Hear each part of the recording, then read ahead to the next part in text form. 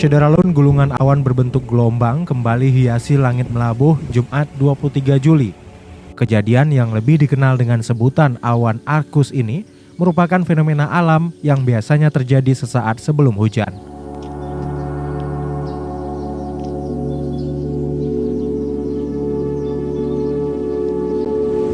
Awan arkus terlihat di langit Melabuh sekitar pukul 9 pagi yang disertai angin kencang.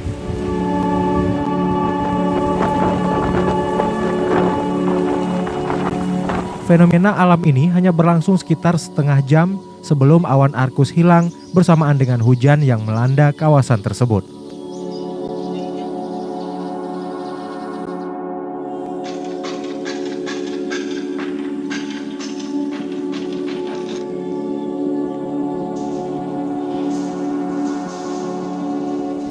Sebelumnya, awan arkus terlihat di langit Melabuh sebulan yang lalu.